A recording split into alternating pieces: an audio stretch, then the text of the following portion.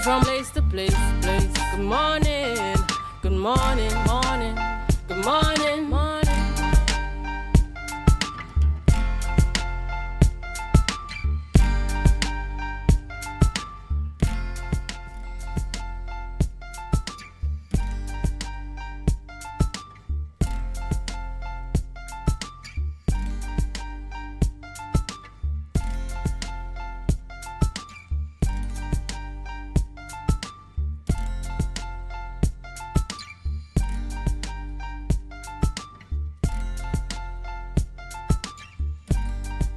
Good morning, viewers, and welcome to Tobago Updates Morning Show. I am your host, Renessa Ortiz, and it's today, the 9th of July, 2026.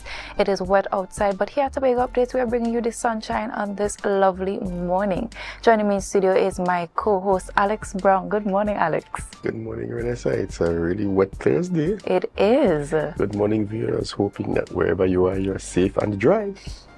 But before we head any further into the programming this morning, we head on over to news in 90 seconds. A wave of profound grief has gripped the community of Mount St. George following a devastating double tragedy for one local family. Just 1 week after the shocking murder of Nisha Roberts, her grieving mother has also reportedly passed away. Family and community members are reeling from the successive losses, describing the profound heartbreak of a mother who succumbed shortly after losing her daughter. Neighbors are rallying to support the surviving relatives as they prepare for the funerals. In environmental and heritage updates, a new alliance will be forged today to safeguard Tobago's cultural legacy. The Tobago Reforestation Program and the Tobago Conservation Heritage Society will sign an MOU to safeguard the island's cultural legacy. The pact includes data sharing on discovered antiquities, field staff training, and joint public outreach. It also grants the Society access to conduct historical tours at the Scarborough Botanical Gardens and the Corland Heritage Park. Finally, the local fashion landscape is expanding as renowned regional designer Cliff Eli has officially launched his highly anticipated new women's line, Bespoke for Women. The new collection is rolling out directly through his flagship boutique in Crown Point, Tobago, which originally opened its doors back in February 2023. Known traditionally for elite Caribbean menswear, Eli's expansion marks a major milestone for the brand, offering tailored high-fashion luxury alternatives for women looking to elevate their wardrobes locally. And the parents of murdered Ronald Marcel had a major breakthrough yesterday in their son's police-involved shooting matter. After more than a year of runarounds and bureaucratic red tape, they met with Assistant Commissioner of Police to discuss the ongoing status of the investigation. They now await the ACP's update on the investigations before exploring their legal options. And that was the news in 90 seconds. Tune in again at 6:30 p.m. for our full newscast. Alex was saying some sad news this morning here, especially for that community of Mount St. George. I remember going through social media yesterday and seeing that, and I can only imagine the pain that that family is experiencing right now. We don't fully know the scope and exactly what they're going through, but at this point in time, we just want to extend condolences to the family. Certainly. And we're hoping that you receive all the comfort, that God continues to comfort you in this very sad time. It's really a challenge, and unfortunately, moments like these are what bring to the fore two things: the true bond of family and the need for particular types of intervention when there's a loss. I think often many of us take for granted what happens when you lose a loved one, and sometimes only when these events take place do we realize the depth of the bond that a family shares. And so we really continue to wish the family all God's blessings. We extend again our condolences, and we trust that certainly peace is going to come your way, and that God is going to be your strength. Yes, indeed. We also saw the collaboration with the Tobago Reforestation Program and the Tobago Conservation Heritage Society, that they will sign a memorandum of understanding to safeguard Tobago's cultural legacy. And this is a conversation that has been happening in the space for quite some time, especially as it relates to Tobago's tourism product and how we can utilize what we have here and package it and sell it as something tangible. For when our visitors come here, they have something to experience that is authentically Tobago. I think this managed properly can only become bigger and better. So there are better days ahead. Let's say it that way. I have to agree with you. But viewers, are heading on to the celebratory segment of our morning. We're on to our birthday shout outs this morning. First up, we send belated birthday greetings to one of our own hosts, Tanisha Cupid. I wonder why so many of our staffers are getting belated greetings. Nevertheless, we hope you had a great day yesterday, and we trust it begins a new year full of purpose and favor from God. Happy belated birthday to you, Tanisha. Up next, we have Curtis Douglas. Happy birthday to you.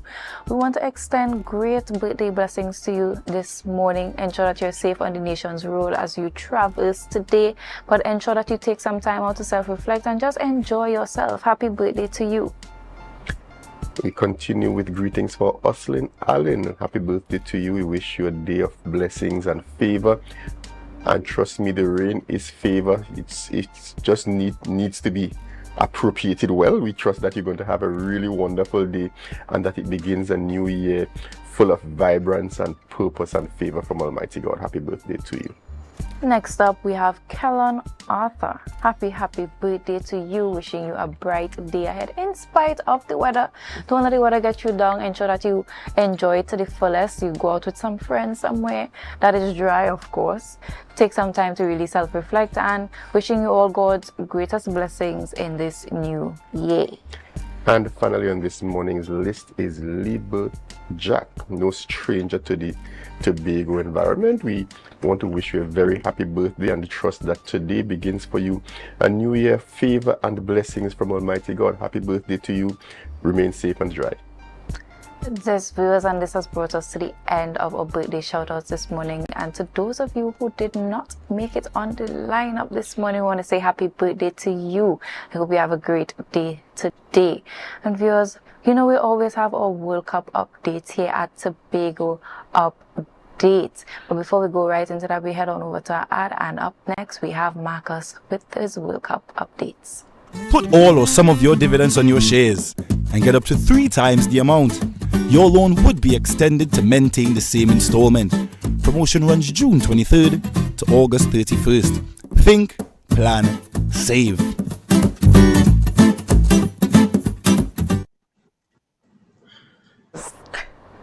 Hey, good morning, guys. You look well rested this morning. Yeah, very well rested.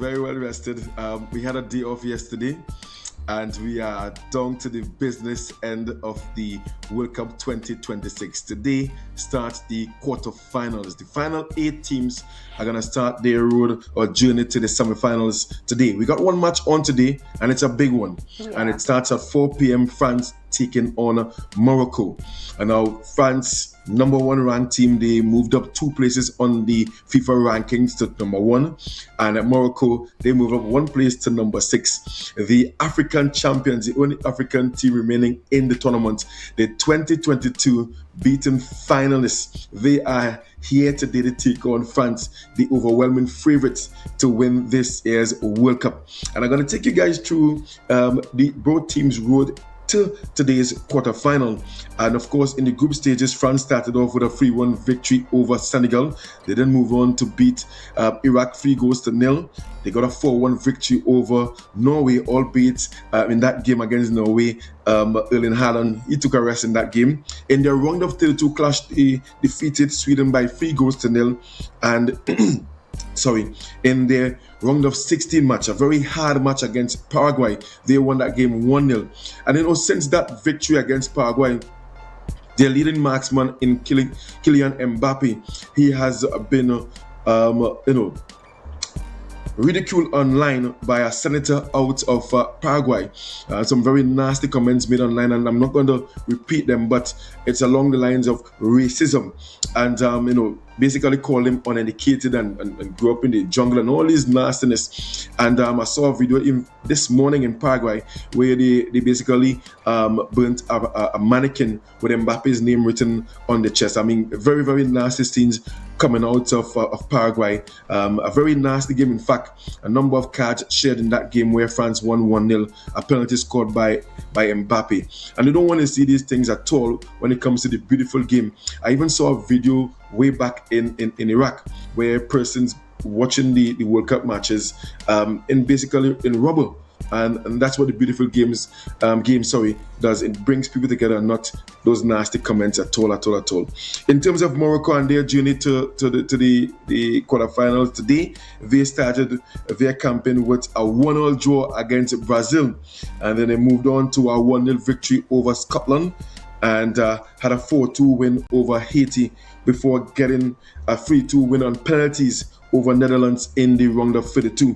And in their last match, in the round of 16, they displaced Canada 3-0. Now, the last time France and Morocco met, that was the last World Cup in the semi-finals. Yes, France got a 2-0 victory over Morocco in that game back in 2022. Who's going to win today? It's going to be a match where I expect that Morocco, they're going to sit very deep, and I'm going to hoping that they're going to counter, hit France on the counter. I still think France has the depth and the skill in Olise, Mbappe, and Dembele to get the better of Morocco today. But who knows? Maybe we can see some brilliance from Hakimi and Diaz, the Real Madrid man. But they're going to miss out today. Their leading marksman for the World Cup so far in Saiberi, he is out due to a hamstring injury, and I'm sure that they're going to miss him up front. But they are at the quarterfinal stage, and who knows? Anything can happen at the quarterfinal stage. Alex and Renissa. We can't sidestep, Marcus, the growing controversy after that game with Argentina.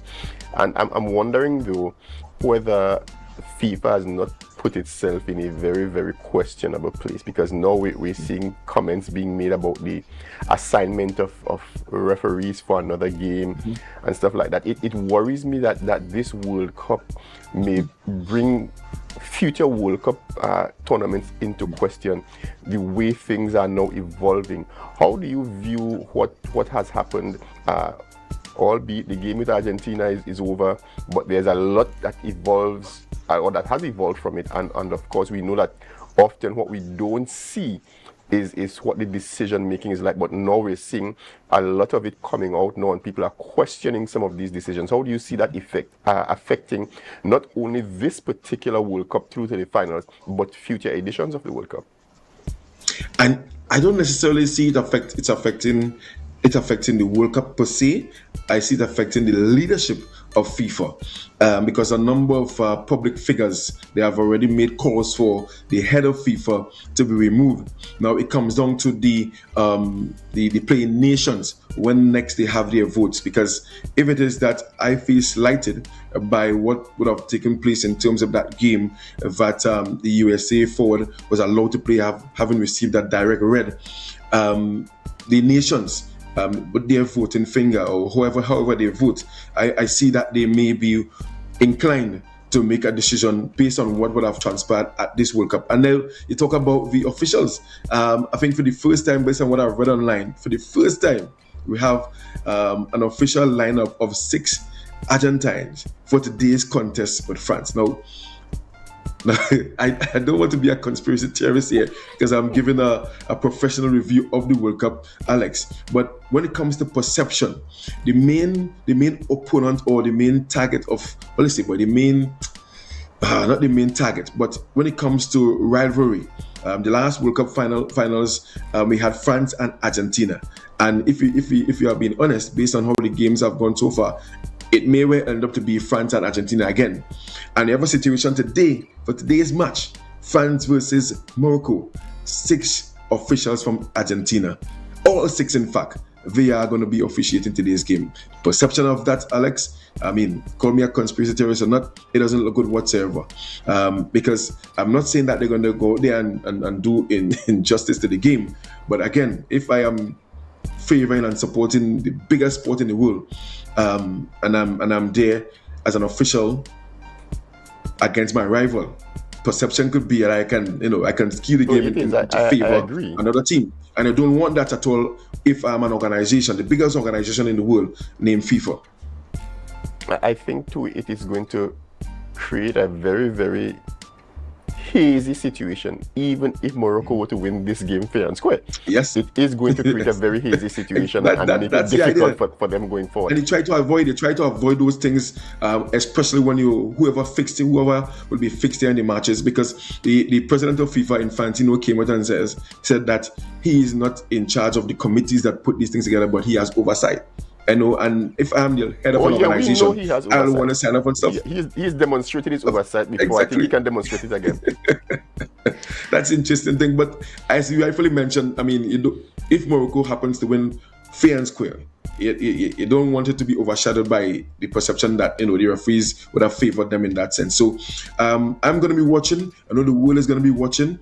I've put on my bandwagonist jersey. I'm going to show it tomorrow. That's our nature in Trinidad and Tobago. My team is home and very comfortable. I'm now looking to see who I can jump on the bandwagon to support right to the final. Before you go, just one more question. What do you think England's most strategic position is going to be now heading into Saturday's game?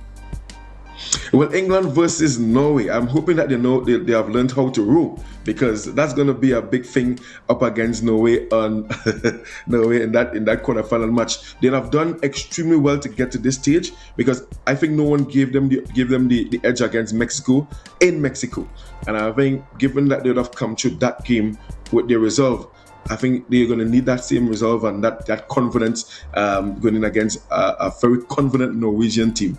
Who knows? It may be coming home this time around, Alex. I think their strategy will be utilizing Mr. Harry Kane, or Sir Harry Kane, and that young fella would have scored that brilliant double, Bellingham, in that last game. So who knows? Let's see what happens in that game. As well, let's see if another red-carded player is going to make it to another game. Well, I saw where France would have asked for a player's yellow card to be overturned, and FIFA rejected it outrightly. So I don't see it happening with England. This is going to be very interesting. let's just say that. Well, thank you, Marcus, for coming and sharing. Yes. What jersey are you wearing this evening? Tomorrow we're going to see that. I wanted to know who you're going to be back in today. Okay, Marcus, I just hope we don't have to put up a flyer for you again. No, whatsoever. I'm supporting good football this afternoon, and whoever wins, I would love for the Moroccan story to continue, but I think France, they have the depth to go deeper. I can see them coming out 2-1 victors. And in tomorrow's show, I'm going to have Nigel D'Souza and Downey Marcel on the show tomorrow. Of course, those are two recognized coaches in the Tobago space. Downey is a supporter of Argentina. Yes. So they're going to come in tomorrow, and of course they're going to give their thoughts and opinions as to how the World Cup is going to end. All remaining matches going to be in the United States of America, and already all the prices that would have been $10,000, they are now down to $2,000. In that sense. Oh my goodness. You see Ronald Wood. Tough time with the technical team this morning. I have been found. I'm here. All right, thank you so much, Marcus. For this morning's update on the World Cup. We'll see how everything unfolds tomorrow when you have your guests here. Viewers, you have your sneak peek of your guests tomorrow with Marcus. So if you want to be a part of that, you would stay right here on Tobago Updates.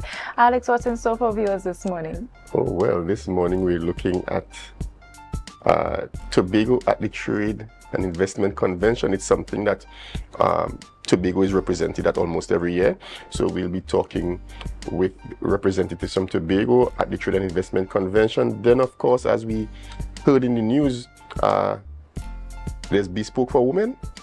So we get to talk with the man himself. I wonder. We talk with the man himself.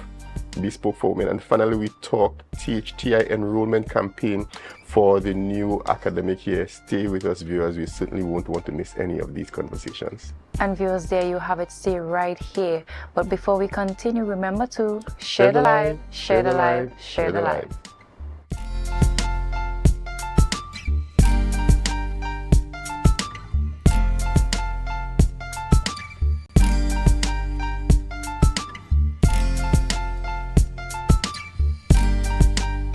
Welcome to Tobago Glass Supplies Limited, where innovation meets excellence and service reigns supreme. Our commitment is simple: to provide high-quality, innovative aluminum, vinyl, and glass solutions for both commercial and residential spaces. At TGSL, we don't just meet needs, we exceed expectations. Our range includes the finest aluminum cladding options, setting new standards in durability and style. Driven by our passion to elevate, we aim to be the leading supplier in the Caribbean market while retaining our identity as a family-owned business. Because at Tobago Glass Supplies Limited, it's not just about products. It's about relationships. It's about you. Innovation, quality, service. That's Tobago Glass Supplies Limited.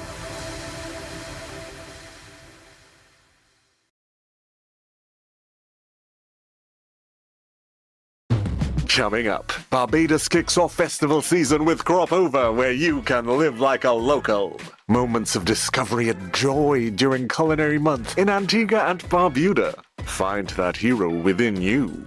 As these women of vision share their stories of success, Caribbean Passport TV, your guide to what's happening in the region, here on this station.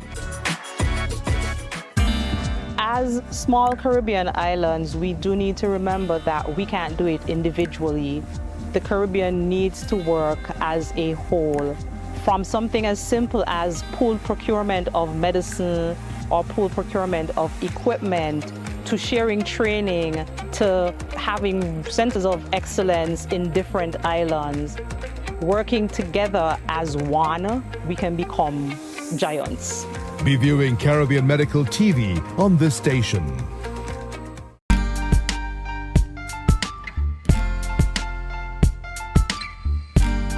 Put a smile on your face when you're moving from place to place. Good morning, good morning, morning, good morning, morning.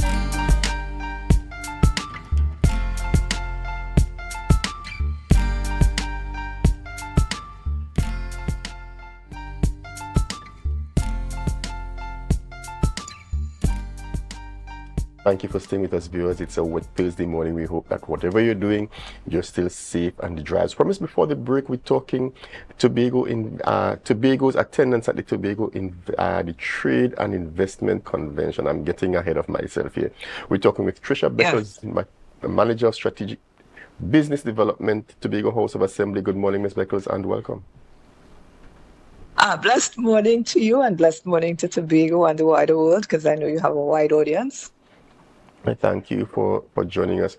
The Trade and Investment Convention has kind of become a staple of Caribbean business involvement for quite a number of years. Tobago has often been represented, the THA has often been represented at the Trade and Investment Convention. Why is this such an important event, and what has the returns been from this particular investment over the years? Okay, so I love the question. The thing about it is, I would say it is twofold.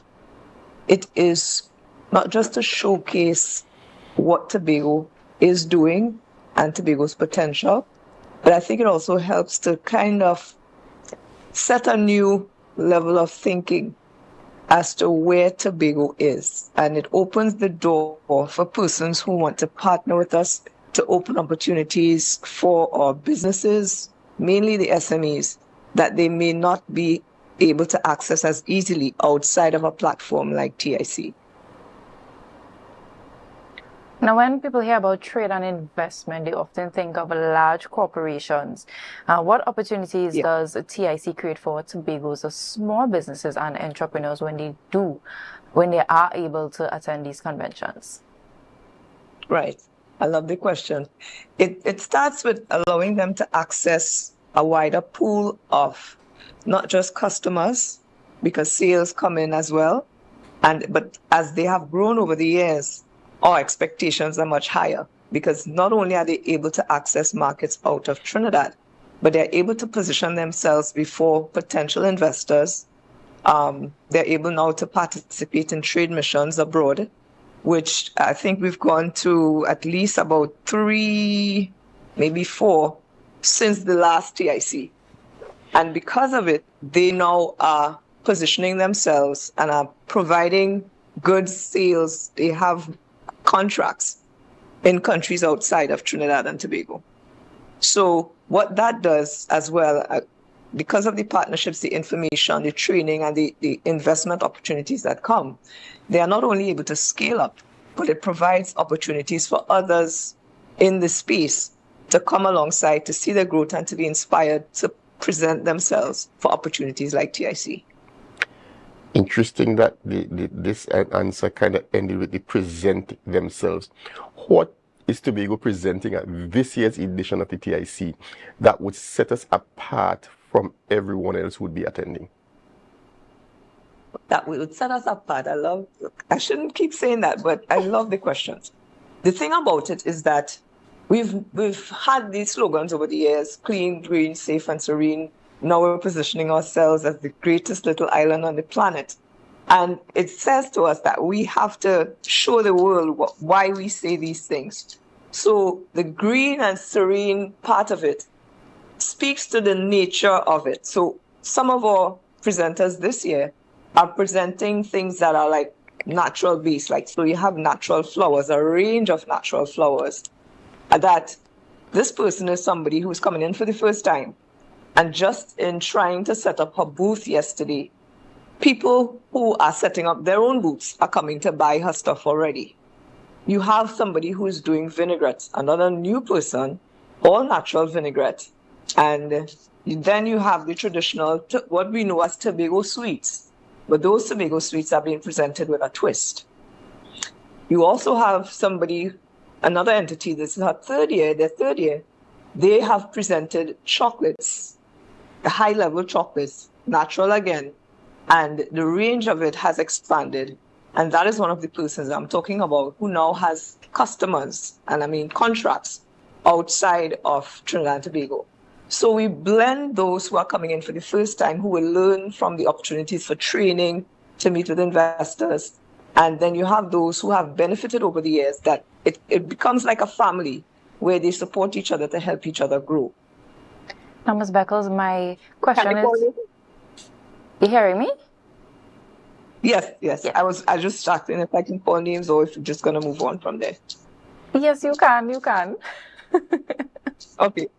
So the chocolate people I'm talking about is Tonji Limited. Like I said, they're in their third year. Then we have Pix Limited, who is the person who is providing the natural vinaigrette dressings on the salads. And you have Harry's Natural Products, who, like I said, provides a range of different types of flowers. She even didn't have a chance to complete her presentation of mango flour. I don't know how many people even in Tobago have tried it, but she makes flour from just about anything. And she also has a dasheen chow. So there's always a lot to look forward to. And we like to say there is so much more to Tobago than you might traditionally think. So even the sweets person, she does all kind of like spinach fudge and that type of thing. Just things that showcase our creativity, that says it is more, Tobago has more to offer than what you may traditionally think. Now that's very interesting to hear mango flour, to hear dasheen chow. So that just goes on to the cusp of my next question. Just wait, ask a question. I've been assembling a list of things that we've never made chow within Tobago. And you didn't think of that, But this person is now crossing things off my list. There you go. Now, from your perspective... Indeed. Now, from your perspective as... in strategic business development, which sectors in Tobago currently holds the greatest potential for investment and trade growth? Now, I know you already spoken about the natural aspects of Tobago. What else have you seen over the years has the greatest potential for growth? I think the range that can come in agro-processing is immense. But now we also have those who, I would say, cosmetics and the natural skincare. So you have Bliss Collective that does the type of beauty and fragrances that they're already in hotels, I think more in these hotel spaces in Trinidad and beyond. And then you have Tobago Cosmetics. And what I love about Tobago Cosmetics is that she is specifically focused on showcasing the beauty of Tobago's aesthetic. We have persons who do other parts of makeup and stuff, but I think her specific focus, especially where branding is concerned, it is very inspirational. So yes, we consider cosmetics as a different aspect of agro-processing, but that's why I say the agro-processing sector, not just the food, but now as we get more into showcasing the natural beauty products, we also have Eden's Own, who does everything from deodorant, skincare, face this, that the potential is there. And I think the major challenge for us is allowing them to have the opportunities to scale up the level of their product to meet the type of demand that they can generate simply because of their quality. We've heard often that, in fact, we actually had a guest, I think it was last week, who told us that sometimes the challenge that smaller businesses face is that they're not investable. They're just not at the stage where they can be invested in. The Trade and Investment Convention actually presents a space where there are investors. What has, if any, the THA's contribution been to Tobago's smaller businesses that helps them to be at a stage where they can be invested in? Right, I love that question. The thing about it is that, yes, it puts them in place for investors to engage with them. And our role in especially the Strategic Business Support and Development Unit, as well as the Business Development Unit, is to work with them even outside of TIC. So where we recognize the potential, we are able to begin to work with them, whether through collaborations with the different ministries or even international agencies that come alongside and offer different aspects of training, maybe how they position themselves to engage with investors, and how then what needs to be put in place. So from the THA side, the investment in participating in TIC itself is one thing. And it's notable. But it is also our responsibility to try to bring the type of training and access to those who may have the opportunities. So like coming into TIC last year, for example, you had persons who were there, they positioned themselves, they presented well. And one person was engaged by Exim Bank, entered into a program for further development and access to Forex to be able to get his stuff out. So those conversations continue after TIC, and that's where the preparation is key and the follow-up is even more important. Because entities like Exim Bank are there, they know who we are, and they know especially that they have the support of the THA alongside them. So what they tend to do is to reach out to us where they may need some kind of further collaboration, further support, where we can have those types of incentives, investments on an individual level to an extent, but also to open the door for others who may follow along those lines. Those conversations you don't typically hear about in the public space. Thank you so much, Ms. Beckles, for sharing that with us. There's so much that goes on that we don't know about, as you mentioned, in the public space, and we just want to thank you for highlighting that with us here this morning at Tobago Update. That's all important, I'll say that. And we just want to continue to ensure that our entrepreneurs here on the island of Tobago continue to do what they need to do to ensure that they are marketable, they have the opportunity to really expand beyond the borders of Tobago, because that's a conversation we continue to have, and we wish them all the best in this upcoming TIC. We will stay right here. I just want to say one more thing before I go. I just want to say to Tobagos, especially those persons in business, you have an idea, you have a creative idea, you know that it can sell, you know that you can do big things with it, but sometimes you don't trust the process, and sometimes you don't trust the entities, because when I came into THA, I'd hear a lot, THA, this, that, yeah. And I think as we continue to work together, I would encourage them to reach out, whether to the Business Development Unit, to the Tobago Development Fund, to the Strategic Business Support and Development Unit, all under the Division of Finance and Trade and Economy. Start to have those conversations. And as we keep in touch with you, we can position you for different opportunities, for training, for funding that you can tap into and see your business grow. So don't limit yourself and think that you have to do it on your own. We are here to partner with you. Thank you so much again for that information. And to those business owners who are looking on, who may have been feeling stuck, you now have some tangible information that you can go and get access to. Up next, we have Eli Caribbean designer menswear brand.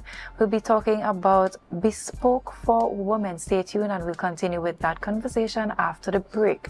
Remember to share the live, share the live, share the live.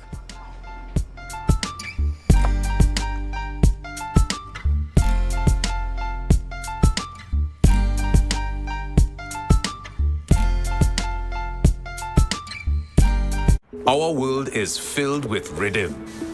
Rhythm that's unapologetic, infectious, timeless. Rhythm is commitment in action. It's how we show up for each other with unrelenting support that goes the distance. Rhythm lives in the tiny beats of our most intimate moments and the seismic roars of our biggest achievements. Rhythm is resilience in motion. So even when things go out of sync, we do what it takes to bring the rhythm back. At Flow, we understand your rhythm because we live it. That's why we're dedicated to building a network as resilient as you, with a team of familiar faces working every day to keep you on beat. You're at the heart of everything we do, and our commitment is to keep your rhythm flowing, no matter what. Coming up, Barbados kicks off festival season with Crop Over, where you can live like a local. Moments of discovery and joy during Culinary Month in Antigua and Barbuda. Find that hero within you. As these women of vision share their stories of success, Caribbean Passport TV, your guide to what's happening in the region, here on this station. As small Caribbean islands, we do need to remember that we can't do it individually. The Caribbean needs to work as a whole. From something as simple as pooled procurement of medicine or pooled procurement of equipment, to sharing training, to having centers of excellence in different islands. Working together as one, we can become giants. Be viewing Caribbean Medical TV on this station.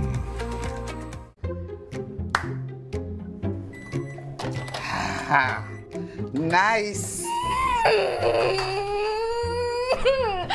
If I have to call a supervisor one more time to sign off on a customer because their financials are in a mess, I will scream. Hey, don't scream in a bank. That have lockup in it. It's either they're not registered properly, or you know what? We could just forget about annual returns, right? Compliance is a bad word to most of them. Haul your compliance out of here.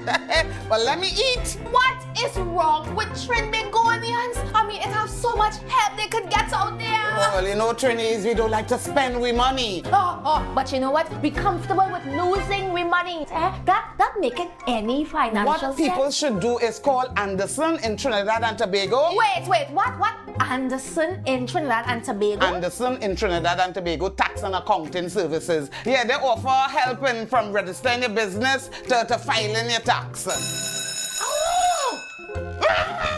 My lunch is over. Wait, tell me more. No, go and scream in the bank. You go and scream in the bank. No, Antoine, don't get one sooner.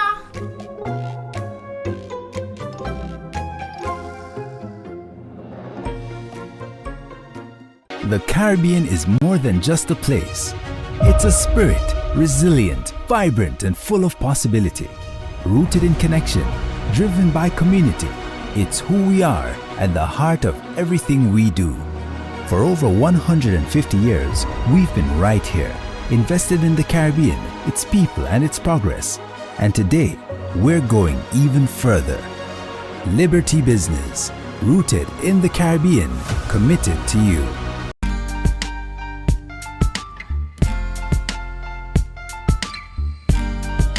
smile on your face when you're moving from place to place. Good morning, good morning, morning, good morning, morning.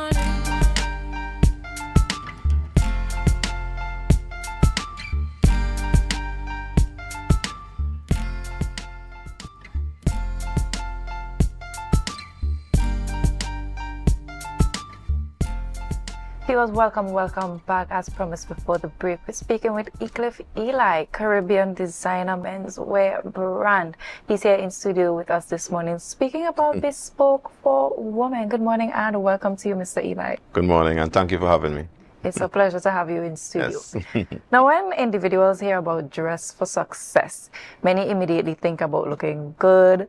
But from a designer's perspective, how much can the way we dress actually influence confidence, first impressions, and even professional opportunities? Well, whether we like it or not, we always say never judge a book by its cover. Unfortunately, we all do. Within 3 seconds, we make an assessment of someone just by the look, how they carry themselves. And they also said, dress how you want to be addressed. That is also true. All right. So, I mean, like, the first step in anything you do is the way that you present yourself. Even before you say a word, people already start assessing you.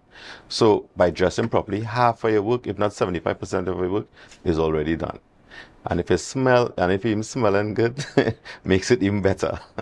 All right. And then, you know, the rest, it opens the door for you. I have had multiple, and I'm speaking from a place where, from experience, I will go to check in a flight. They will automatically bump up my flight just the way I'm dressed.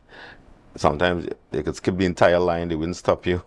Even if during business hours, if you go to the bank and it's just casual, well, I mean, relax, short pants or maybe a jeans and a t-shirt during business hours versus just, you know, just like a dress pants and a shirt tucked in, maybe a tie, you know, you will be treated differently. Unfortunately, that is the positive of dressing properly. And it goes on and on. You go to a job interview, first thing they do, they look at you.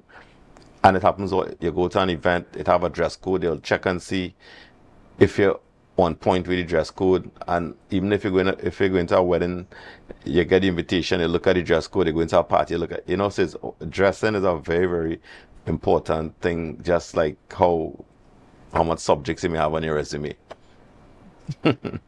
You have distinguished yourself, Mr. Eli, in terms of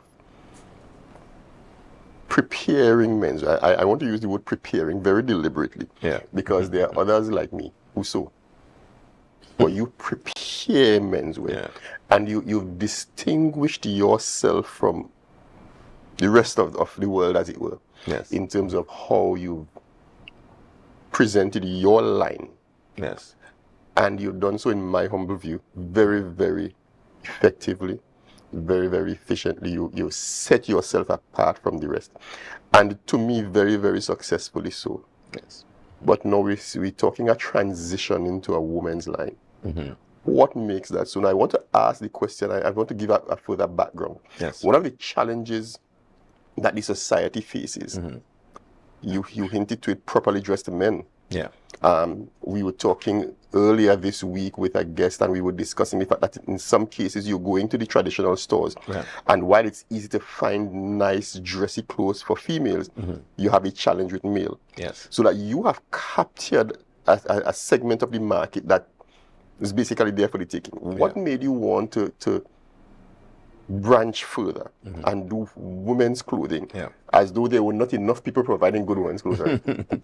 Well, it's a journey and a story. All right. When I started many years ago, well, tailoring is my background. All right. I'm a bespoke tailor. I actually craft clothing. I just don't design and create nice drawings and that kind of thing. I actually make stuff. Right. I started like any other tailor, a 12 by 12 sewing room. I started my business with a susu, where I bought a sheet of ply, make my cutting table with a susu hand, right? I bought my vinyl, my fan, and I was so proud of this tailoring shop. I had my sign up, tailoring done here. You come in, you bring your 2 yards of cloth and all that kind of thing, right? So ladies will come, they will bring their fabric. Hey, you know, I have a wedding to go to, I want to make a dress. I want to, you know, so I started from the ground up. And I was really good at it. And I realized I needed to specialize like any professional. So I decided to focus strictly on menswear because I realized there was a need for menswear. So back then I was doing like Miss World dresses, Miss Universe dresses. I was doing swimwear collection, everything. But this year makes it 37 years I'm actually doing this now. Wow. So when I wanted to specialize and scale my business, right? When I said scale, I wanted to start a cut and hire tailors to sew. Well, in my sewing room, in my workshop. Then a trainer, a cutter, so I was able to still cut, still sew, but don't depend on me for the business to run. So after so many years, the business is automated now, where I built a system, and I just not only that, I created a brand. So when you come into an Eclipse store, I have multiple locations now. You have Eclipse shoes, Eclipse belts, Eclipse bags, Eclipse suits, Eclipse shirts. So like a full store, like you might walk into a Kenneth Cole or a Calvin Klein store. That has always been my dream, right? So I've accomplished that. Now, my daughter, she's involved in the business, and she wanted to do the female line. And I'm like, sure, of course, let's do it. And then we come together and we started creating the female line. So she's able to manage that arm of the business, and I can still help and support and do exactly what I love. And then she being there, it makes it much easier because she's passionate about it. And I'm also very passionate about it. And I'm just happy to be doing the business continue to grow, and my daughter is also involved. You know, that's one of the pillars of successful businesses as it goes forward in generations, especially when your children take a real passion for what you do, as well as a pride that comes with that. Yes. And also just knowing that your legacy would continue because your daughter, she also understands the hard work that was put into this, and she also has a passion for it. Now we're going to go into the whole concept of women finding clothes now. Right. That may be something that is controversial to individuals looking on, because to them, women's wear is relatively easy to find anywhere that you go. But based on also my personal experience as well, sometimes when you do go into a store, you go to places on a regular just to get an outfit to fit your lifestyle needs as well as your body type, it can be difficult. I just want you to share what are some of the most common challenges you've observed, and how does bespoke tailoring really solve some of those issues? Okay. Well, first and foremost, I never wanted to compete with anybody. I mean, women clothing is just, as I say, available across, you know, but what I'm offering, I know for sure no one else is offering it, which is like the bespoke tailoring, the attention to detail. And tailoring for me is my passion. Measuring, drafting, and cutting, that is my strength. And for me, it's just a walk in the park, you know, whatever. So since we launched the female line, and then the way how the suits are crafted is well crafted, tailored suits. And I've found that a lot of prominent females are coming to get the suits done. So we have like attorneys, magistrate, judges, right? And I just want to leave the profession right there, all right? But it like very professional women who's successful and want a well-made, well-tailored suits, like CEOs of female. It have a lot of, I don't want to use the word powerful, but successful women who hold high portfolios in companies. So those are the ones that really coming forward because they want to get something made especially for them, fit them properly, and that kind of thing. And what I've noticed is whenever we do suits for anybody, they just look successful. They just look so accomplished because you can see the attention to detail. You know, because everybody could wear a suit, anybody could get a suit, but something about our suits just looks different. I think there's a significant difference between a suit that I walk into a store and put on, as opposed to a suit that has been put on me. And that's how I like to consider it. That's why I said you craft what you do. Because a suit that is measured, cut, and constructed for me fits differently to one that's been generically. How, though, does one balance the idea of meeting wider societal needs with the individual attention to detail? Because that's one of the things that your brand is known for. But how do you balance, you know, meeting this growing need and keeping the attention to detail so that every suit, whether for a male or female, is actually for that person as opposed to becoming a generic thing? Well, it all begins on how, whenever you come to our atelier, well, for now, we only meeting female customers at our atelier in Trinidad at our Woodbrook location, and just how the store is, the atelier is designed and laid out.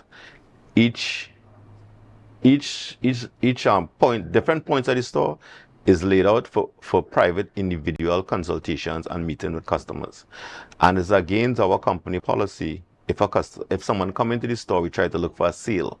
That is actually against our company policy.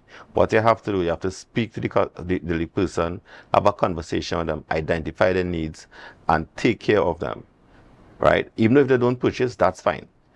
And that approach with individual attention and showing genuine care and concern for our customers and really taking care of them has worked for us, other than trying to get a sale out of a customer.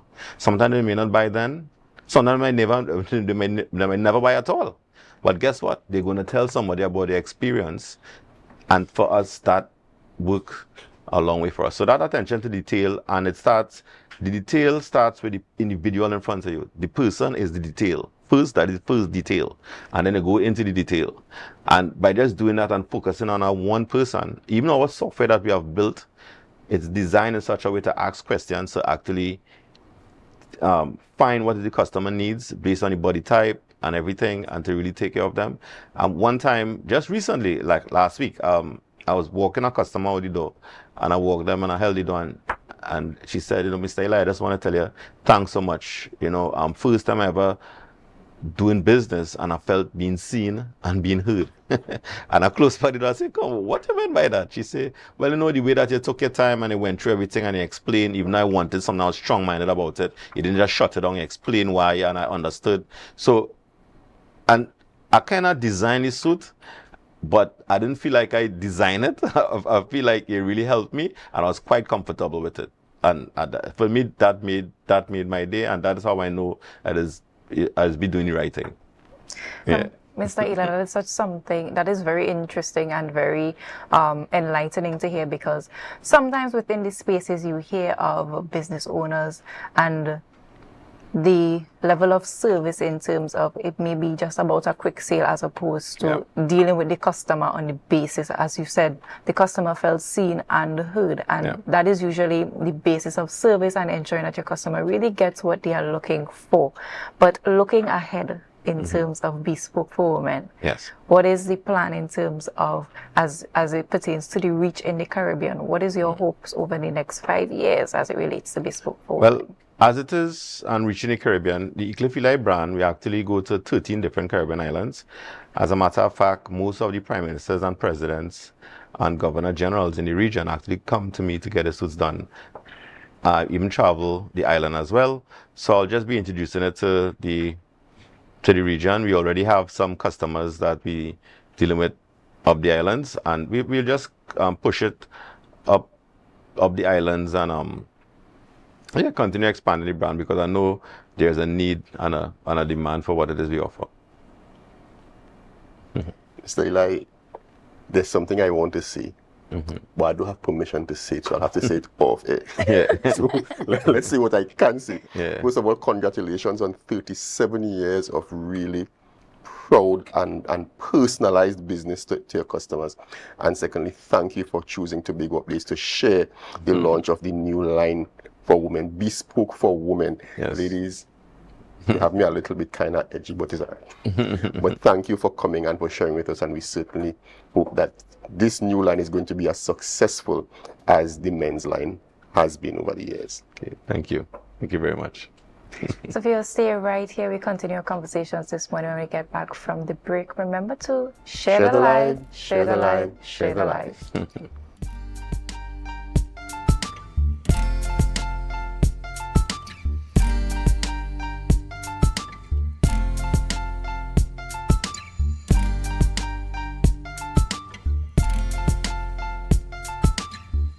Welcome to Tobago Glass Supplies Limited, where innovation meets excellence and the service reigns supreme.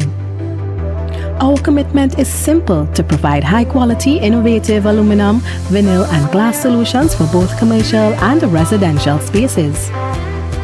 At TGSL, we don't just meet needs, we exceed expectations. Our range includes the finest aluminum cladding options, setting new standards in durability and style. Driven by our passion to elevate, we aim to be the leading supplier in the Caribbean market while retaining our identity as a family-owned business. Because at Tobago Glass Supplies Limited, it's not just about products. It's about relationships, it's about you. Innovation, quality, service. That's Tobago Glass Supplies Limited.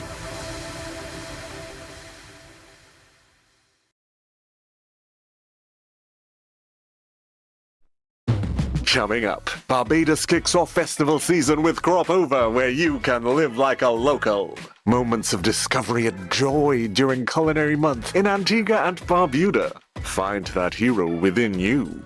As these women of vision share their stories of success, Caribbean Passport TV, your guide to what's happening in the region, here on this station. And I have never, ever tried anything from the dirt oven. Let's go to the backyard dirt oven on a Thursday. Talk about authentic. On entry, I felt at home. I felt like I was going to visit my loving grandmother on a weekend. The kind of weekend where she showers you with love, stories, and food. This place is a home away from home. And just like I would do at home, I pop the question, what you had to eat day? And boom, coconut drops. Boom, bread. Boom, garlic bread, boom, hops, boom, coconut tart, boom, jam tart, and boom, something they call nuts. And just like that, Mistress Baker was ready to pop them in the oven. And don't worry, she had some help. And while we was waiting, I said, let we hear from Mistress Baker herself. Well, we've been operating for a couple of years now. We started, this was a COVID project. We operate strictly on Tuesdays only. You don't keep stock, we only sell on Tuesdays. Such a sweet lady. Hey, AMPLIA, it's ready. When last you see a nice golden brown bread, sir? Backyard bakery for the win. AMPLIA at GT. I finally get me the oven bread with a little extra goodies on the side. You might be asking, where they're located? They are located on Buckaroo, right on Nightingale Avenue, right before Racetrack Wheels if you're coming from town. Just look for the green hedge. You can't miss it. Pause. Check out the menu they one time. Honestly, guys, this is an experience I will never forget. It's a home away from home, a place filled with love, life, and most importantly, good bread. Our world is filled with rhythm. Rhythm that's unapologetic, infectious, timeless. Rhythm is commitment in action. It's how we show up for each other with unrelenting support that goes the distance. Rhythm lives in the tiny beats of our most intimate moments and the seismic roars of our biggest achievements. Rhythm is resilience in motion. So even when things go out of sync, we do what it takes to bring the rhythm back. At Flow, we understand your rhythm because we live it. That's why we're dedicated to building a network as resilient as you, with a team of familiar faces working every day to keep you on beat. You're at the heart of everything we do, and our commitment is to keep your rhythm flowing, no matter what. As small Caribbean islands, we do need to remember that we can't do it individually. The Caribbean needs to work as a whole, from something as simple as pooled procurement of medicine or pooled procurement of equipment, to sharing training, to having centers of excellence in different islands. Working together as one, we can become giants.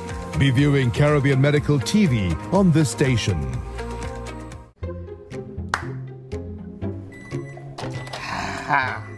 Nice.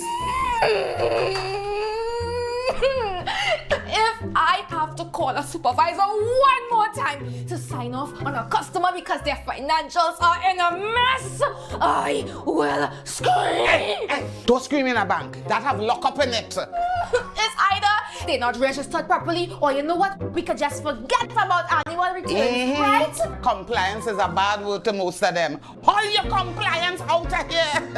But let me eat. What is wrong with Trinbagonians? I mean, it has so much help they could get out there. Well, you know, Trinis, we don't like to spend we money. But you know what? Be comfortable with losing we money. That make it any financial What people should do is call Anderson in Trinidad and Tobago. Wait, what? Anderson in Trinidad and Tobago? Anderson in Trinidad and Tobago Tax and Accounting Services. Yeah, they offer help from registering your business to filing your tax.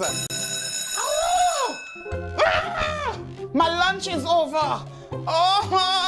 Wait, tell me more. No, go and scream in the bank. You go and scream in the bank. No, I don't get one sooner.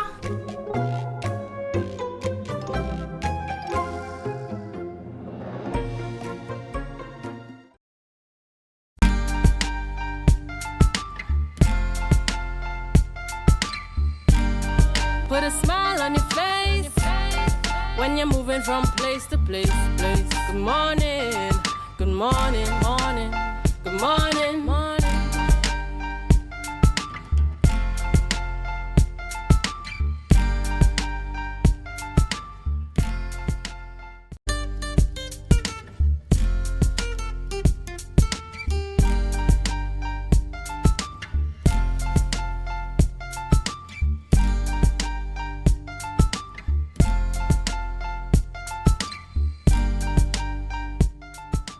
Thank you for staying with us, viewers. As we promised in the rundown, we're talking with the Tobago Hospitality and Tourism Institute. Joining us in studio this morning is Sonia Phillip, Chief Executive Officer, and Leanne Smart, you're a registrar, and we're talking enrollment campaign for the Tobago Hospitality and Tourism Institute. Ladies, good morning and welcome to both of you. Good morning. Good morning. So, tell us, the Tobago Hospitality and Tourism Institute has been around for quite a while. Often we think of it as the hotel school, so we anticipate that we do food and beverage management. We teach people like me who don't know we're doing how to cook and cater, and that's about it. But is that the appropriate picture to have of the Tobago Hospitality and Tourism Institute? It's part of the picture. But at the Tobago Hospitality and Tourism Institute, we offer so much more than that. We offer training across 4 associate degrees. Culinary arts, of course, is our most popular associate degree, but we also offer training in hospitality studies, tourism studies, and food and beverage operations, including a number of certificate and diploma courses as well. Now, many young people are questioning whether tertiary education is still worth the investment. What would you say to someone who believes they can simply learn on the job instead of earning the associate degree? I would say that, especially for training in hospitality and tourism, completing a structured program actually catapults you, I think, further than someone who has to kind of learn as they go, which is also a way of learning, but participating in a structured program actually helps you a little bit more in terms of going further in the hospitality and tourism industry. Tell us a few probably of the programs that you offer for the tourism industry in particular. Often we hear hotel school and we think of all the things that can happen in the hotel. Yes. and we can kind of gauge what happens in terms of the courses that are available along the line. But tell us more of the tourism oriented courses that are available, and we'll talk later with Ms. Guerra on how people can get involved. So our most popular course, our most popular tourism-oriented course at the moment is our tour guiding short course facilitated by Mr. William Trim. That is our most highly subscribed tourism-oriented course. We also, of course, have our entire associate degree in tourism studies. And basically what we do, because our training is very practically oriented and very aligned with industry requirements, is the tourism associate degree, like the other 3 associate degrees that we offer, we try to align it with what is going on in the country, in the island, in the region with regards to tourism. So some of the lecturers that we have that facilitate our tourism studies associate degree, they work at the CTO, they work at TTAL, they work at the Division of Tourism. So we really provide that experiential education that will fully equip our students to navigate the world of work and the industry that they're entering after they complete their studies with us. Now, we often hear conversations about entrepreneurship. Does THTI also prepare students to start their own businesses, whether that's a catering company, restaurant, store operation, or other hospitality venture, or is it focused mainly on employment? We actually have a very strong emphasis on entrepreneurship. We encourage our students to venture into entrepreneurial activity. All of our students have to complete courses like quality customer care. So if you have a business, how you treat your customers in a way that will keep them coming back.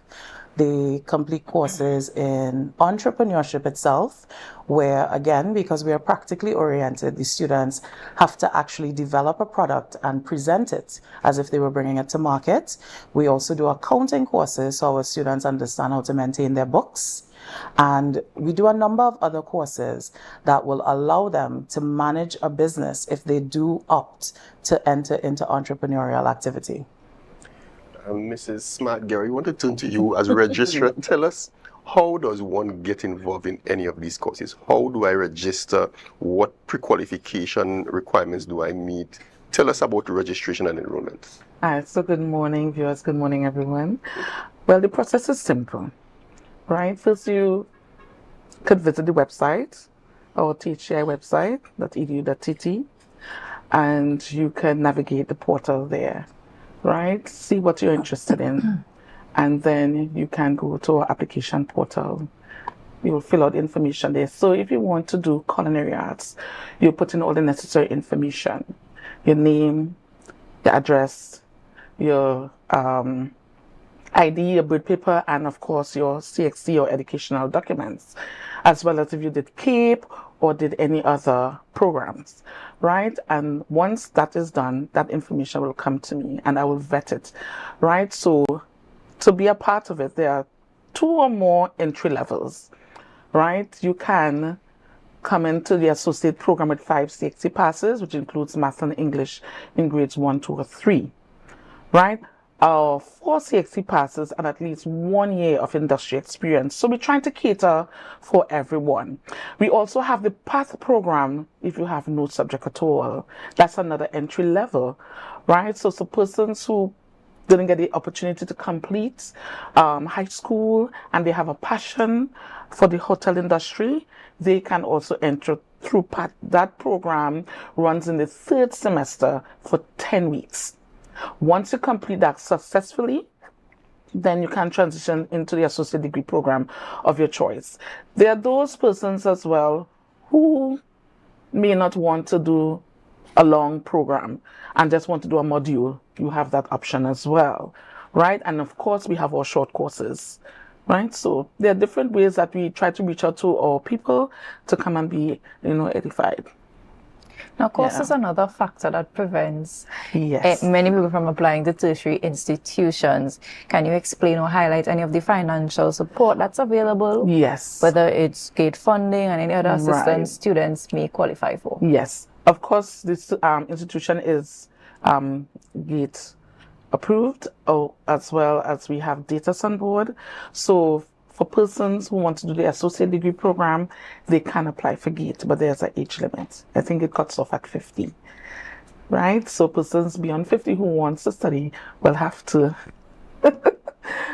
pay from pocket. We also have the HELP program. That's another initiative by the government that is done through the banks. Right, you could apply for a HELP loan. When I was a student at USC, I applied for a HELP loan and it really helped me. So I also encourage my students, if they're having any financial issue, you could also apply for HELP, right? And that now you will get whatever funding, and then I think you have up to 10 years to repay that. And the interest rate is low. So apart from registrar, you're also some bit of a financial advisor where these matters are concerned. No, but it's important though, because sometimes because the students they ask. Yes, and sometimes people just don't know what is available. Yeah. So that we often say, well, I can't because I don't have. But people sometimes need to understand that you're not having doesn't mean that it's not available. So the resources may be available somewhere that people just need to be aware of. If we wanted to contact you by phone, when does your registration begin? How long is the registration period? So registration for the new school year, it starts from the 17th of August and it goes all the way to the 21st. And then we have orientation on the 26th and the 27th of August as well. So for persons who are interested and want to start now is the time to start applying, right, to get on board. Same thing goes for persons who want to do modules. Instead of doing the 2-year program, you could also apply to do a module. Say, for example, if you choose to do a course in food preparation 1, right? You just want to have that knowledge. You can, right? So we're reaching out to persons who are already within the hotel industry, right? And it's very difficult for them to, leave their jobs and to come to school for a long period of time. So you could break it up into modules. You could do it one step at a time. THGI is the only certified culinary institution right now in Trinidad and Tobago. So it's good that, you could come and be certified and that will, it will take you further, right? All right. So we have just over a month to get all we need to get before registration starts. And then registration starts on the 17th of August and it runs all the way through to the 21st. Yeah. Well, there you have it, ladies and gentlemen. Do not miss this opportunity. Opportunity lost is never regained. I want to say thank you, ladies, for coming and for sharing with us. Welcome. We wish you a successful new academic year, and we trust that your being here would increase the number of applicants that would seek enrollment with the THGI. Because last year we were here and the enrollment was wonderful. Yes, it was. Well, there we go. There we go. If it's nice, you do it twice. Yes, so we are here and we are reaching out to persons again and come and be a part of the family up there at THGI. Thank you again for coming and for sharing with us, and we do wish you a successful year. Thank you so much. Thank you very much. You're most welcome. Viewers, we are at the end of the Tobago Updates morning show, but the programming on Tobago Updates is not finished.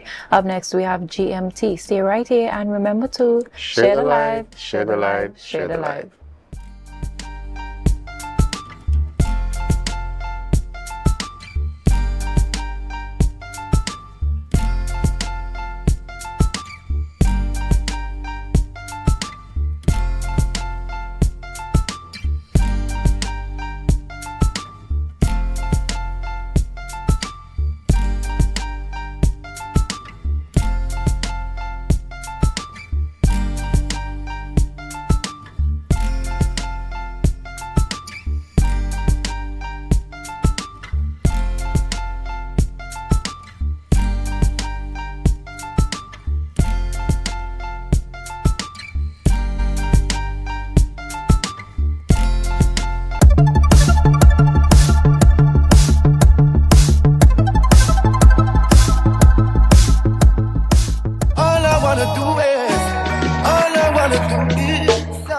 Heard of this OCS Vacation Employment Program through social media, right? I signed up for the program hoping to be enrolled to get greater insights into the operations of the Office of the Chief Secretary, seeing that this office is essentially the premier office of all the divisions across the Tobago House of Assembly. I hope that at the end of this program I'll be able to gain greater skills that will help me in the long run. Seeing that I would be completing my A-level studies at Bishop's High School just now, going into university pretty soon. I hope that this program will give me the necessary skills and develop me as a young person as I go into university and the world of work. Remember when July-August vacation finally arrived? It meant freedom. No school, no homework, just fun. Those moments will always be special, but as time changes, so do the opportunities. Today, our teenagers can use their vacation to do more than make memories. They can build their future. We are genuinely excited to have you. Yes, we are truly grateful to host you for the next 2 months of the 2026 Vacation Employment Program. This program promised to be a fulfilling exchange, not just for you, but for us as well. We too will gain valuable experience as public officers from you being here. I have always believed that there is so much power when different generations are open and willing to learn from each other. So I encourage all of us, trainees and public officers alike, to fully embrace this process. And let us be intentional about pouring into one another during this time. Through this initiative by the Office of the Chief Secretary, young Tobagonians are being given an incredible opportunity. Over the next 2 months, you will gain practical experience, and I cannot overstate how important that is, especially when such opportunities are becoming increasingly difficult for young people. Therefore, endeavors such as these play a critical role. Through the Office of the Chief Secretary Vacation Employment Program, young people are getting a head start into the world of work. They're gaining hands-on experience, developing valuable workplace skills, building confidence, and discovering what it means to be a part of a professional team. I learned it through a school group chat, where the group chat basically aims in exposing students to things that they can better their skill sets and gain new experiences. And well, in this program, I just hope to gain new experiences and a wider skill set and skill range. The reason why I applied for this internship is because I enjoy gaining new experiences, learning new things, and strengthening the existing skills that I possess at the moment. And I pay particular attention to detail, and I ensure that while working that everything is done how it needs to be done. I hope to gain new experiences and leave here not leaving as the same person, but coming out as a new, like an evolved version of myself, equipped for whatever challenges may come my way in different work experiences here on Fort. I heard about this program through our principal at Signal Hill Secondary School, where she sent it in our group chat that we have that focuses on pushing students to further their education. From this internship, I hope to just gain skills on, well, how to operate in the workplace, especially as I'm going to finish my tenure at Signal Hill Secondary School, and I'm going to be going into the world of work. So I hope that this opportunity grants me the skills that are necessary to excel in the workplace here. So while this may not be anything like summer camp, vacation Bible school, or youth community activities, rest assured the future of Tobago is being shaped one young person, one opportunity, one experience at a time.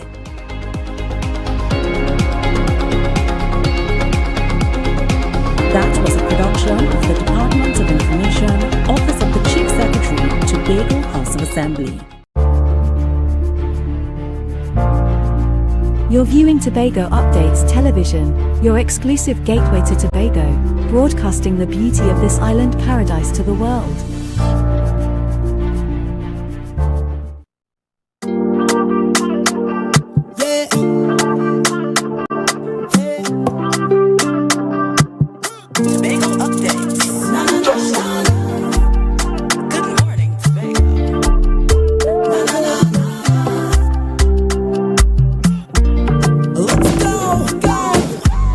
It's a brand new morning, rise up to a brand new dawning. I step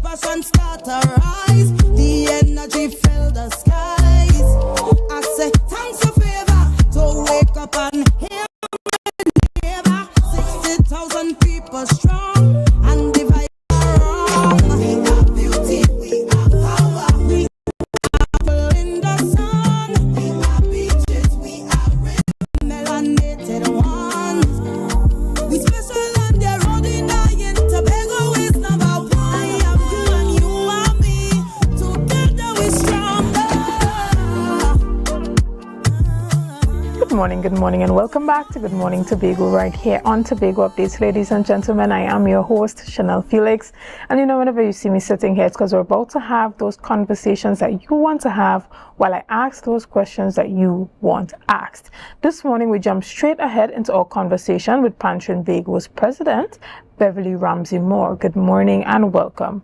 Now, this morning, we're chatting about the incident that took place at the Tribe Launch Cup over the weekend, whereby several members of the Silver Stars Steel Pan Orchestra was arrested by the TTPS. And in recent time, we have heard about more and more instances of police use of force, and for many persons they would deem that to be excessive use of force.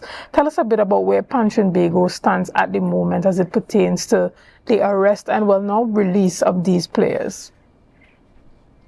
All right, so it was shocking, I should say, that Pan Tobago, as a body that is events based and having, several shows throughout Trinidad and Tobago, the biggest one being Panorama, where we have over 25,000 persons there, and over the years there was not even an incident, so anybody arrested. People jam on one another, and pan shows are usually safe. And so we have an excellent working relationship with the Trinidad and Tobago Police Service. So we are partners. So you can imagine when we heard about this arrest of our players in the North Stand, we could not believe that in a place like Trinidad and Tobago, the home of the steel pan, the birthplace of the steel pan, from behind the bridge to the world stage. And so several questions have been asked. Understood. Because when you go out there as a performer, the most you will know is the time that you are going to perform. Okay? The promoters will say, okay, you will be going on at this time. Sometimes because of delays, they may push back the time, and that is what would have happened with Silver Stars. They were supposed to perform at one time earlier in the show, and then they were pushed back to when the DJ stops, then you will start to play, and that is exactly what they did. Understood. But we have seen a number of events that happen where there is a time cap, but as you indicated, very rarely would an artist or a DJ or even a steel pan orchestra truly know the extent of the license that the promoter would have. So that level of event management usually comes from the top. The promoter has to manage the time of his performances at the events. And we saw an almost unprecedented situation where instead of approaching the promoter of the event to tell them to make an announcement that the event has to end, something that we often see happening at events, we saw where the TTPS intercepted the band, or in this case, the performer, as opposed to communicating directly with the promoter and having them instruct the band that they would have hired to perform to cease the performance. Tell us a bit about, that perspective and how things usually run as it pertains to that. That's right. The protocol. So whenever we are having an event and the inspector, because it will be the officer in charge, and usually officers don't go to those shows in plain clothes. Okay? So, and usually the police in charge, the inspector, somebody in khaki will approach, because I have seen that happen with us at Pan Tobago. They don't go to anybody else but the president. Madam President, fire service will come. Listen, if you all don't clear these aisles, we are going to shut down the show. The fire will check your numbers and show how much coming through the gates. Madam President, we will shut down this show if you did not do this or you did not do that. That is what usually happens. If you're running out of time, the inspector will come. Madam President, we are getting close to the time. So I know now to pass on the information to stage managers. Listen, push the show. We got to get there because the time for the the license is coming to an end, and that is what usually happens. Nobody goes before a band or even a promoter, or no, they do not usually do that. So it is passing strange that you would have plainclothes officers going in front of a band and tell them stop, stop, stop, stop, stop. Now here we're going on. Remember, these players would have been practicing maybe 2 weeks. They know that they have a gig. You learn up new songs and you're practicing. Silver Stars is a disciplined band. They like to hype a crowd. So you go on, from the moment the music stops, you strike up. Not even 1 minute, somebody telling you stop, stop, stop, stop, stop. So you will ask, what they told us that this is our time to play, because as players, now what should have happened? They should have gone to Tribe. Tribe now would have then spoken to the leader of the band. The leader of the band will then tell the players the show has ended, and there would not have been a confrontation. Some people are just you talk about cultural insensitivity. And so I think basically, going forward, conversation maybe with the Trinidad and Tobago Police Service, I am going to reach out, that you send officers who know their culture, people who understands what happens with events and so on. I mean, I understand and that it was the anti-gang unit. Now, maybe some of those guys working for the state of emergency and don't really understand, you see, how do they see Pan Men?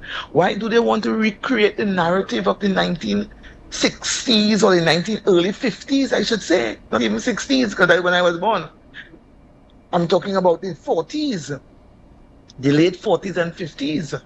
When Pan people were being called rogues and vagabonds, I don't know what really went on. So it's really, really often strange. I don't. Right. And now we have social media, so almost nothing happens without it being publicly or live broadcasted online, and we all saw the video footage that took place. But even if you take the position of being someone playing in a steel band and you see persons just approaching your band and telling you to stop, it's a bit confusing, especially if you're not familiar with those persons and they have not identified themselves to be TTPS. As a matter of fact, when you're playing pan, it's even difficult to hear what someone is saying while you're playing at such a level. So even as it pertains to how that comes across, it's a bit aggressive if you look at it from the public standpoint. As a member of the public, you look at the video, you look at the situation, and persons have expressed their outrage at the unprofessionalism or the approach used by the TTPS in this situation. Persons have come out on social media stating their total frustration and annoyance. For you, you indicated that you would be having that conversation, but how do we bridge that gap moving forward? Of course, we need to change the narrative. We definitely have to have that sit down. And I must say that I have worked over the last 7 years or so closely with from Gold Commanders and senior police officers for Events Panorama via the National Carnival Commission. At one time, I think for about 3 years, I was the lead commissioner in charge of security together with Darian Marcel. And so senior officers who are accustomed to events, we have an excellent relationship, so a conversation takes place around a particular table with respect to events. Good relationship with the North police officers, and excellent. During Panorama, when bands are practicing, police officers will pass and monitor the panyards, because we ensure to let them know these bands will be practicing, and the officers come in the yard and you feel so safe. And so, to tell you the truth, Chanel, what happened there was like, you want to ask yourself this foolish question. Was it planned? Was it what? You're trying to understand. We have an excellent relationship with police. They protect us. We have major events When Panorama happened this year, I think it was during a state of emergency, thousands in the savannah having a ball. Nobody was arrested. What happened on that night? Simply ask for the captain, go to tribe. Tribe themselves. You know you have an event, a license for 2 o'clock. You know that. They must take responsibility.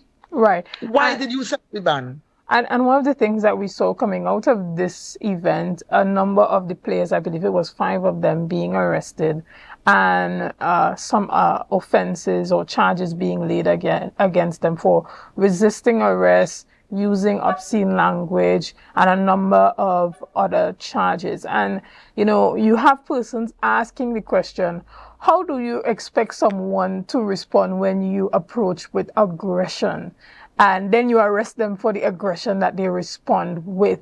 And you also have persons saying, when you interact with the police, you remain calm, you know, you keep your cool, you try to have those discussions to see how you can iron out any kind of conflicts. Even as it pertains to how the situation was dealt with on both sides, are you having those conversations with the players to let them know that, you know, in future situations like this, there's a calm way to respond even under pressure?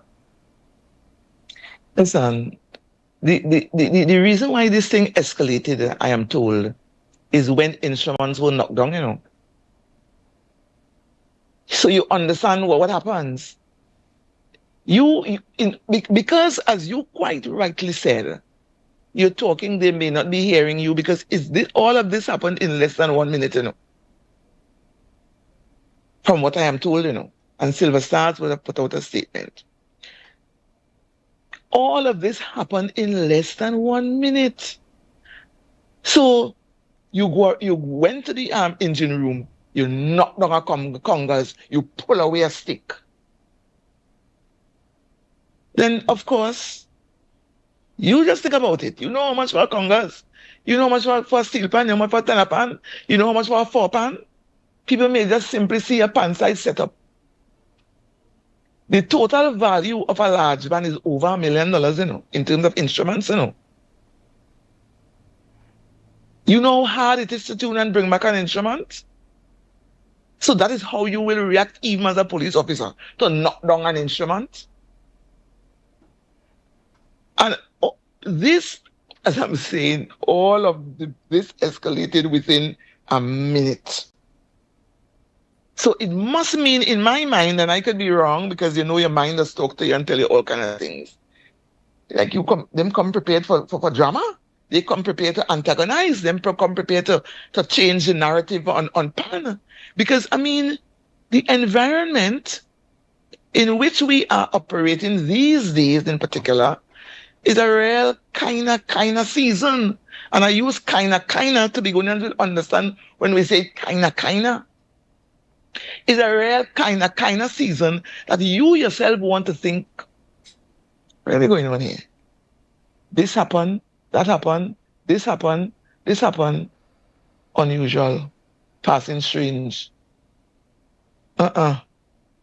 Understood. The season. Where I'm saying? Yes. Where does Tobago go from here? Where does Silver Stars go from here? Specifically, seeing that the matter is currently before the court.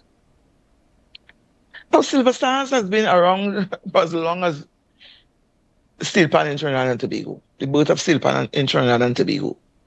Silver Stars will rise out of this. Silver Stars will get stronger. You know, out of evil cometh good. Silver Stars is a band that is an excellent steel orchestra, just as all our other steel orchestras. And I know at this time they are recovering, they are recouping. It is a traumatic experience for all of them. And in time, they are going to be back, or even better than they are right now. Tobago stands with them. Other cultural institutions have reached out to them, and as an organization, it's knowing where we came from. We talk about in the early days, our ancestors are grieving, and we say our ancestors. We never expected something like this. But knowing where we came from and to where we are today, we look forward to celebrating World Steel Pan Day, which is an achievement. We look forward to really having a fantastic time in terms of using our panyards as safe and sacred spaces, because we too, as an organization, we too play a significant role in the governance of this country. As we say, we also help the police to police the state by ensuring that hundreds of young people, thousands of young people are in the panyards, where instead of going out there and being idle, we say pick up pan sticks instead of picking up a gun. Pick up pan sticks instead of going and do drugs. Pick up pan sticks instead of going out there and living loose and lewd lives. So the panyards play a role in the governance of this country. Pan Tobago is a very important organization to Trinidad and Tobago. And we will continue to do what we have to do. We are resilient. We bounce back easily. And it shall be well. It shall be well. Understood. Well, President of Pan Tobago, Beverly Ramsey, we want to thank you so much for being here with us this morning and giving us those perspectives from the point of view of Pan Tobago and making your support for the Silver Star Steel Ban quite clear.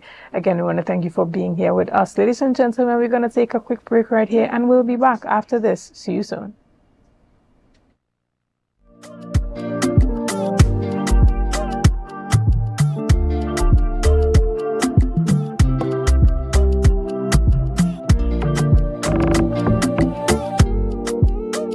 Our world is filled with rhythm. Rhythm that's unapologetic, infectious, timeless. Rhythm is commitment in action. It's how we show up for each other with unrelenting support that goes the distance. Rhythm lives in the tiny beats of our most intimate moments and the seismic roars of our biggest achievements. Rhythm is resilience in motion. So even when things go out of sync, we do what it takes to bring the rhythm back. At Flow, we understand your rhythm because we live it. That's why we're dedicated to building a network as resilient as you, with a team of familiar faces working every day to keep you on beat. You're at the heart of everything we do, and our commitment is to keep your rhythm flowing, no matter what.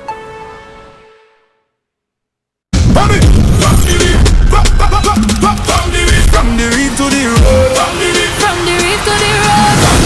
From the reef to the road. Tobago calling. Sweet vibes, sweet wine, everybody falling. We bring the culture straight to you. Tobago updates, we keeping it true. Oh gosh. Tobago updates. On the screen, there we go. You're home for October, carnival show. From the big station to the road line, we bring Tobago to the world in real time. Tobago updates. Tobago updates. Carnival 2026. We said the pace. Wave your flag. Anywhere you're there. Anywhere. Island love, dreaming all around you. Yeah. Big thing locked on for the rhythm start. Tobago updates. Caribbean art.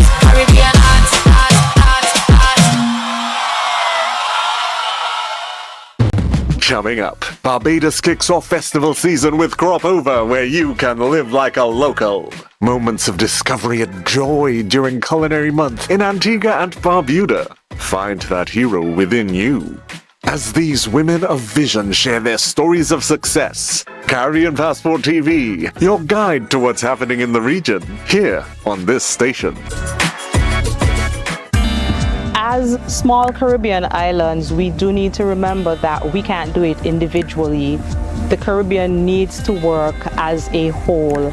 From something as simple as pooled procurement of medicine or pooled procurement of equipment, to sharing training, to having centers of excellence in different islands. Working together as one, we can become giants. Be viewing Caribbean Medical TV on this station.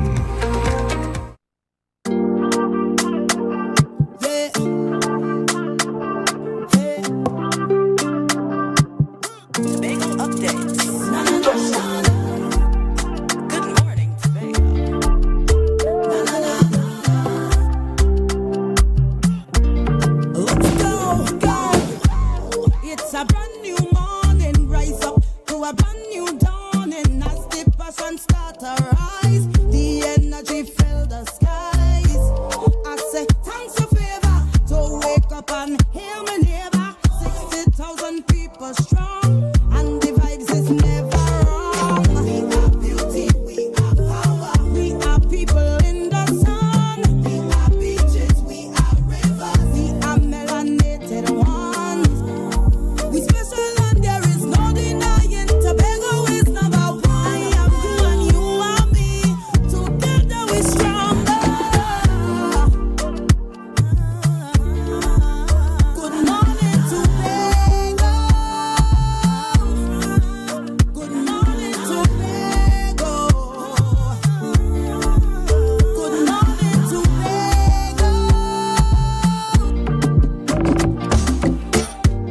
morning and welcome back to Good Morning Tobago right here on Tobago Updates. Ladies and gentlemen, this morning we jump straight ahead into our discussions and I have the privilege of chatting right here with Miss Patricia Bissessa, who is the administrator, as well as Angelo Bissessa Singh from the Virtual Museum of Trinidad and Tobago. Good morning, team. And Good welcome. morning. Right, well, first of all, tell us a bit about the initiative and the partnership that you guys are working on at the moment. Right, so I represent the Angelo Bissessa Singh Virtual Museum of Trinidad and Tobago, which is an online Facebook group with a membership of 71,000 and an outreach of 1 million views. So we are here, we have started a partnership, and this has been going on since 2023, no, before. Even before, yes. And we have started, what I'm doing is that I am coming from Trinidad at least twice a year to Tobago, partnering with the Boko Museum and the Tobago Heritage Conservation Society, visiting all the heritage sites, meeting the people on the ground, doing interviews, finding out what is happening, and reporting that directly back to my group. Understand. And so introduce yourself for the persons who are not familiar with the work being done at the Boko Museum as well. Yes. I'm Gabriele De Gaetano. Good morning, everybody. Thank you for having us. The Tobago Heritage Conservation Society has been working in Tobago for the last 9 years. We started recording all the possible heritage assets to place them a good use for education and for tourism. We decided last year to convert the space of a society, which is upstairs, the Italian restaurant in Buco, which is also where I work, to become a place for exhibit, to show the work done, and to give the opportunity to people to come and get a reply to their inquiries. So we have mainly family coming back from Trinidad or from overseas looking for ancestors. We are looking at university, student, research, and then we have AMPLIA started to develop the work with school groups and with projects that may have, which then can be extended to the communities in the various villages. Right, and we know that there is a new department called Antiquities under the Division of Tourism. Have you been in communication with them? I know that they have a preservation initiative that's happening at the moment where they're working together with the Tobago Forestry Department to ensure that they conserve natural treasures along the island. Are these some partnerships that you would have tapped into as well, or are you thinking about connecting with them? Yes, we have been in contact with Zorisha Hackett and with Abby Taylor, with whom we have been working in the past already, for reforestation. We are in the process to sign today an MOU, which will consolidate already a lot of pre-plans that have been done in the past months, again with being able to work with communities. Will be for different areas, will be priorities, and we have also a great response from the communities. So it's a very, very positive moment for the community and for the island, because everybody wants to participate and to contribute to the process. Understood. Patricia, tell us a bit about the actual virtual museum. What can persons see there? How can persons participate? You said it's a huge Facebook group with a number of persons. Is it that everyone showcases their particular artifacts there? Tell us about it. So the Virtual Museum was really founded by the late historian Angelo Bissessa Singh, who was my nephew and who unfortunately died of pancreatic cancer in 2017. He has left an extensive archives, both of Trinidad and Tobago vintage photos, He has written the articles, he has written the stories, Gangang Sira, all the folklore stories of Tobago. And I have that database. So what I do is I balance it. I look at Trinidad aspect, all the history, the artifacts, things that students, even the adults, do not know about, because that is what he was uncovering, hidden gems that have been lost. And he had the photos, he went to the sites, and then when he died, I took over the museum, and it has started growing. I am not an historian, but I'm an educator with over 44 years experience. And what I did is to bring in group experts, railway enthusiasts, Gabriel from Tobago, and that is how we became friends. Right. So the networking started, that I have a group of experts on the site. And we have been sharing articles, historical articles, vintage photos. Coming to Tobago has been one of the best experiences so far, in that I have actually been walking in his footsteps where he came with Gabriel as my guide, right?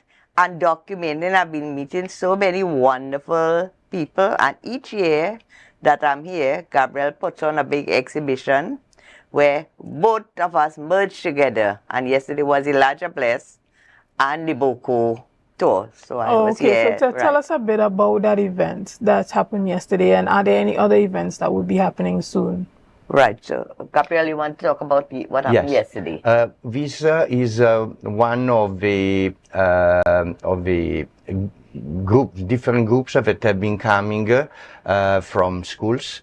It's very, very nice and challenging to interact with young children, and they have a lot of interest in what we have to show. We are trying to find a way to make it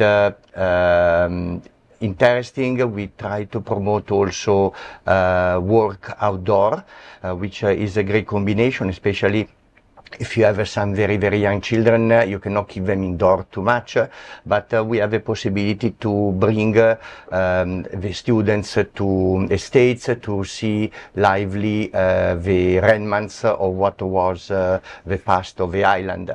And with that we can also put together education, being outdoor, and also what we are trying to do is trying to engage them so that they can be also part of a project.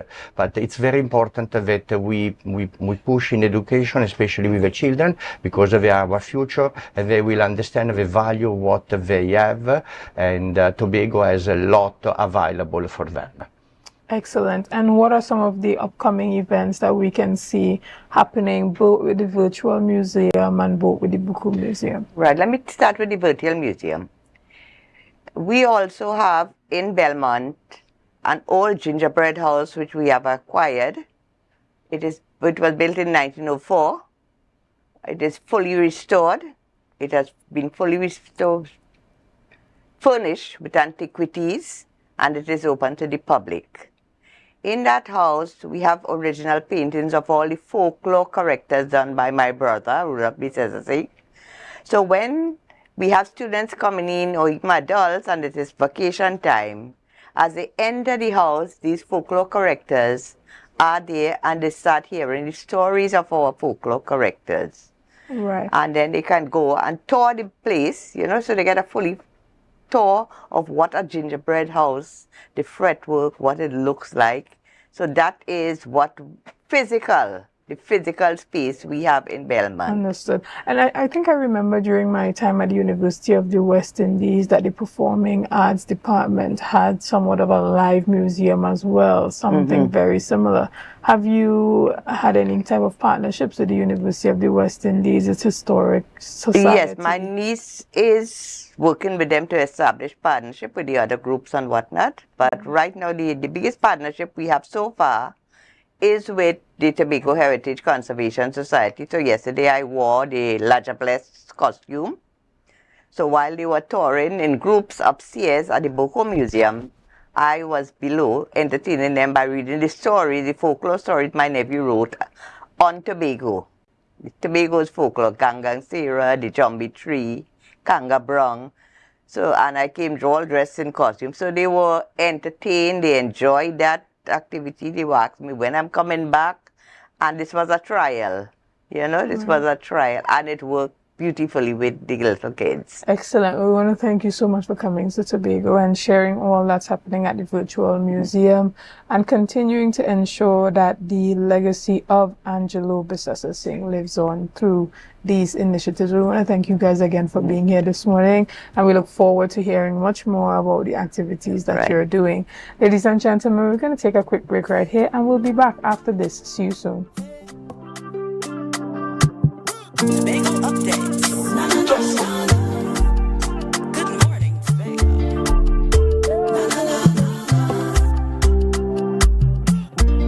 Let's go. It's a brand new morning. Rise up to a brand new dawning.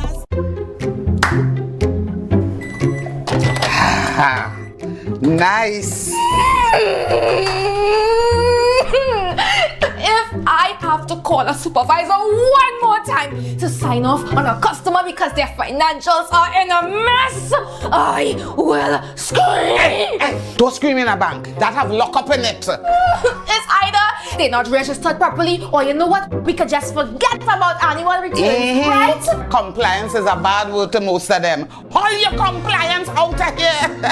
But let me eat. What is wrong with Trinbagonians? I mean, it has so much help they could get out there. Well, you know, Trinis, we don't like to spend we money. But you know what? Be comfortable with losing we money. That make it any financial What people should do is call Anderson in Trinidad and Tobago. Wait, what? Anderson in Trinidad and Tobago? Anderson in Trinidad and Tobago Tax and Accounting Services. Yeah, they offer helping from registering your business to filing your tax. My lunch is over. Wait, tell me more. No, go and scream in the bank. You go and scream in the bank. No, I don't get one sooner.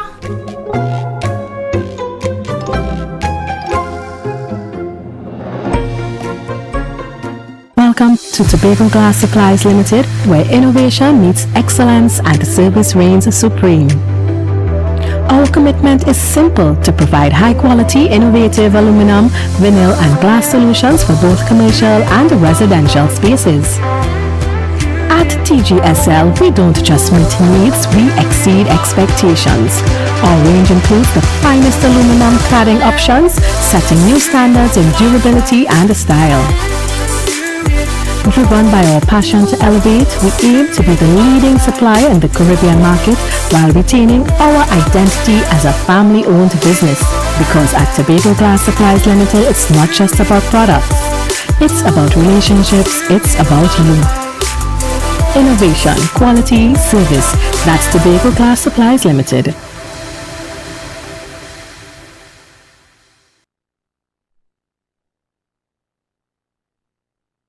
The Caribbean is more than just a place. It's a spirit, resilient, vibrant, and full of possibility.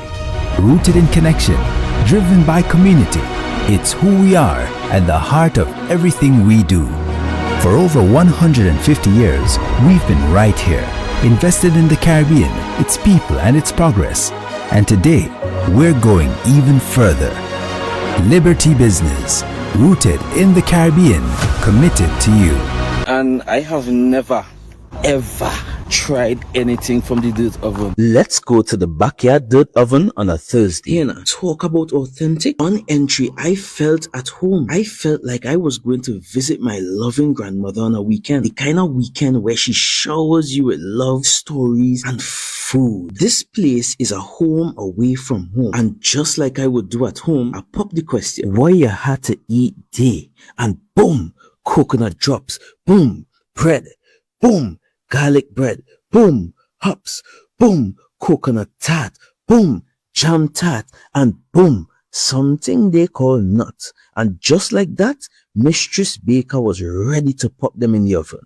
And don't worry, she had some help. And while we was waiting, I said, let we hear from Mistress Baker herself. Well, we've been operating for a couple of years now. We started, this was a COVID project. We operate strictly on Tuesdays only. You don't keep stock, we only sell on Tuesdays. Such a sweet lady. Hey, Olia, it's ready. When last you see a nice golden brown bread, sir? Backyard bakery for the win. Olia, a GT. I finally get me the oven bread with a little extra goodies on the side. You might be asking, where they're located? They are located on Bukuru, right on Nightingale Avenue, right before Racetrack Wheels if you're coming from town. Just look for the green hedge. You can't miss it. Pause. Check out the menu they one time.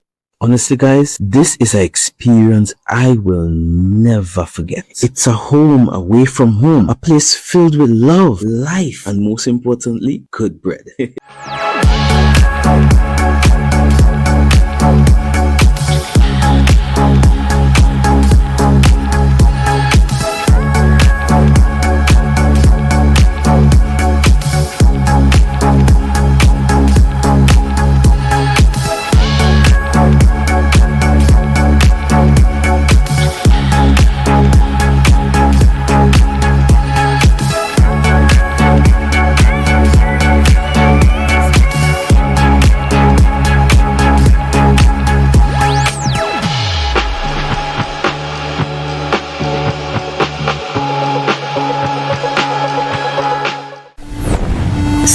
Tobago presents Salam. The Caribbean is more than just a place. It's a spirit, resilient, vibrant, and full of possibility.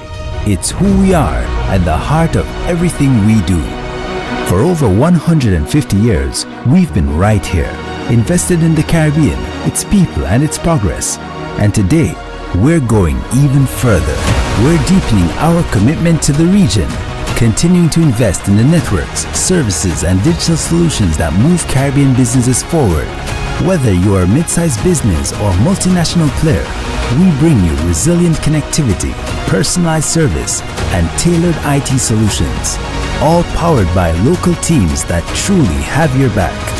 We're here to help you navigate challenges, grow, and achieve your goals with practical solutions, reliable networks, and a partnership rooted in trust and your long-term success. Liberty Business, rooted in the Caribbean, committed to you.